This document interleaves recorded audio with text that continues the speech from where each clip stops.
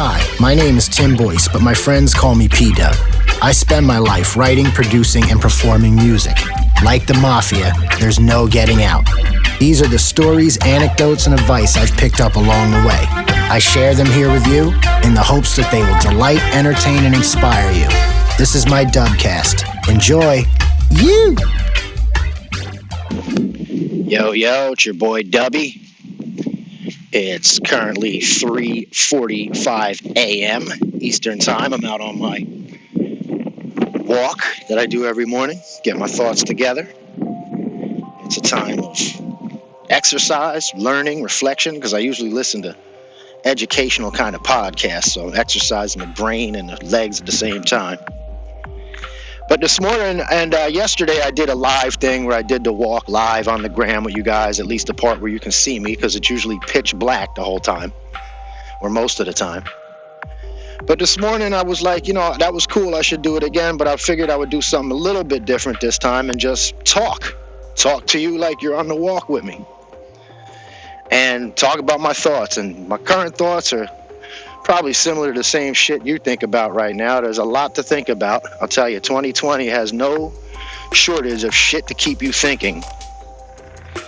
Yeah, it's a doozy, man. Germs and racism basically is the order of the day.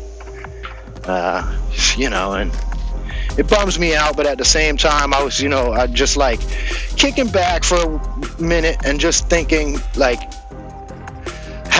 where I fit into all this. And I'm sure that's the same thought a lot of people are having. Where do I fit into all this? I mean, there's a range. You could be Bubba laying back in the woods and just hating fucking black people forever, and that ain't ever gonna change. Right on up to, I don't understand all the terminology, liberals, whatever they call them. I've never really followed politics that close I don't even know what liberal means, but I know that, like, Bubba doesn't like them. So it's like, on one extreme range, you got Bubba, and then on the other extreme, you got this other guy, and then it's just like the rainbow of people that fall in between, like us normal people. So it's like, it can be really confusing. But what I was thinking about on this walk today, I'm not trying to get too heavy, but specifically what I thought I had in my mind, because I've been thinking a lot of Martin Luther King Jr. lately. And this morning on the walk, this thought popped into my brain where I'm just like, MLK has been in my life for a long time in one form or another. And that's what my story is going to be about today. So let me explain. Last year, I was lucky enough to go visit the Mississippi Delta, the Deep South, United States, and no gigs, just went as a tourist, had a great time, blues music and food and culture and stuff. But one of the things we did was we went to the Lorraine Motel where Dr. Martin Luther King Jr. was assassinated in April 1968. And I stood with my friends and brothers on that balcony, and man, if you've ever stood on that balcony and you're a fucking human being with a pulse, man, that shit does something to you. And as a side note, one of the guys that with me also visited the Slave Market Museum in Charleston, South Carolina, the previous spring. So, this poor guy, he's used to getting drug all over the place by the crazy brown boy. So we're there, and I was lucky to visit, and it was really cool. And I lost my train here. So as I'm out here walking early this morning, I was thinking, man, remember 5th grade? And by 5th grade, I'm going to tell you the story of my 5th grade. It was horrible, man. My 5th grade was a fucking nightmare. As a matter of fact, my entire school career was. And, it's time for me to actually just admit that I've been shit on by racism my entire life, because a lot of people, they have a perception, at least I think they may have a perception of a guy like me. Oh, look, it's Dub, and, he's playing music, and everybody's having a good time. People are making people happy, and, man, this guy got no cares in the world. Well, the reality is, like any other person of color, like in the United States, I've been shit on my whole life by racism in one fucking form or another. There's Dub here, I ain't gonna lie to you. So, as it goes, when I was in 5th grade, I came out of boarding school and went into public school for the first time in my life. And it sucked. I went to Shrewsbury Borough School in Shrewsbury, New Jersey, and it pretty much was what it sounds like. It was like a middle class suburban neighborhood, nice neighborhood, but like there was no black people at that fucking school, and being one of the 1, 2, or 3 was horrendous, man. It sucked. I'm not gonna fucking lie to you. I don't know what happened. A teacher one time said something to me, and I don't remember what the fuck it was, but it was some weirdo shit. And I remember, this is in 5th grade, I'm 9 or 10, I remember standing up from my desk, walking out the classroom door. Now she's looking like this child is walking out of, where's this kid going? So I remember she's chasing me out the door, and I'm now walking up the hallway to the front door to school. I'm leaving, man. And I remember her behind me say, if something's harsh that you wouldn't say to kids, something to the extent of, if you go out that door, buddy, that's your ass, or you're dead. I don't think she cursed, but something like kind of aggressive. So anyway, I give you a little background to just let you know that like they fucking hated me at that school, and I hated being there, and I was miserable. I had no light. So the one thing I've always been into is writing and reading. I love literature, and I love to write. Obviously, I write songs for a living.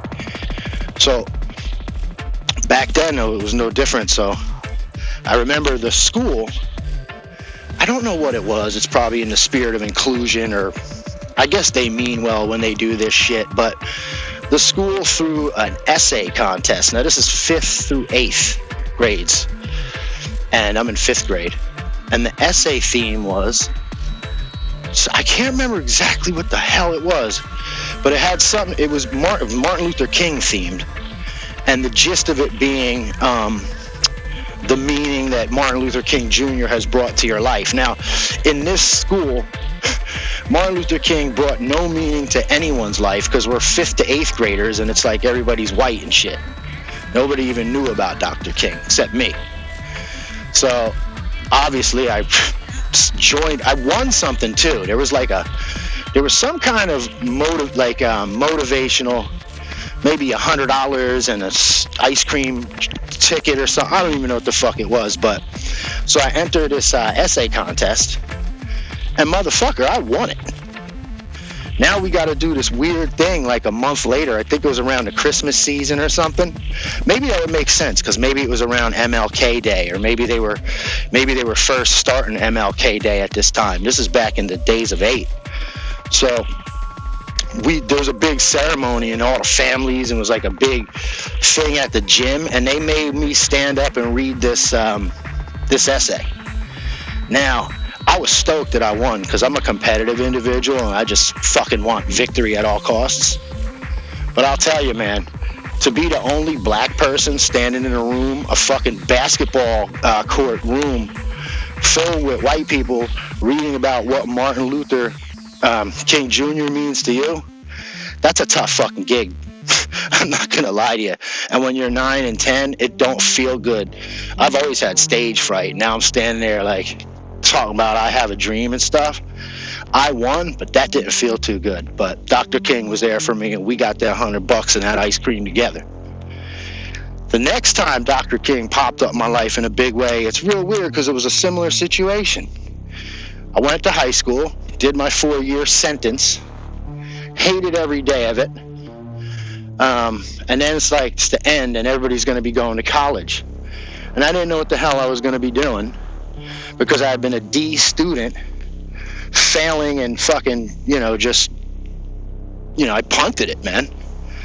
So I wasn't expecting. All the other kids, his parents were like paying for them to go to college and shit. And it's like $120,000 to go to fucking college. And nobody was going to be, I don't have parents, pretty much, So I just figured I was just going to fucking do nothing, man.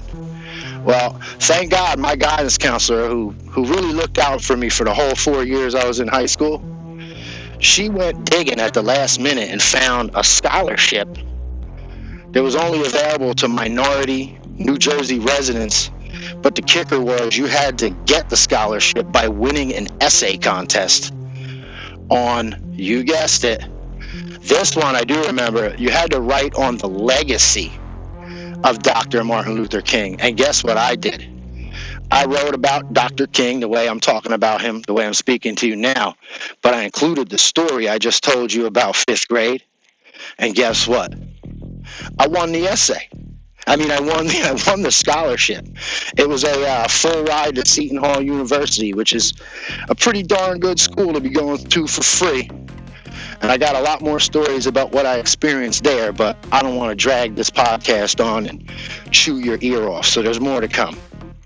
But I just wanted to speak on the weird thought I had this morning, because like I said, Dr. King has been on my mind just due to all these current events and stuff that's happening.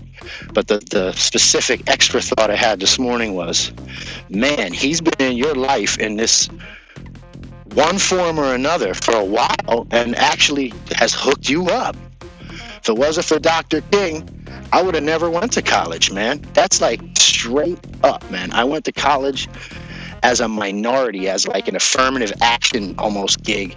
It's the equal opportunity program is what it's called. But you can't they don't just hand it to motherfuckers. You got to actually write or do some math. You have to prove fitness for it. You feel me? So that's my story, and I hope everybody's feeling good and feeling better and feeling positive in this wild-ass, wacky time. And rest assured, I miss seeing your faces in person and live and out playing music. But I'll be here talking to you once in a while, telling stories. I'm still playing online. I'll see you out there. Please stay safe, happy, and healthy. Peace out, your boy, you! Dub family, I would love it if you would show some support by rating and sharing this Dubcast on iTunes. You can also support by using my Amazon affiliate link in the show notes. It's an easy way to show your support, and best of all, it doesn't affect the price at all. For more, you can always find me at dubonline.net on the web. Come by and drop me a message. I'll see you out there. You!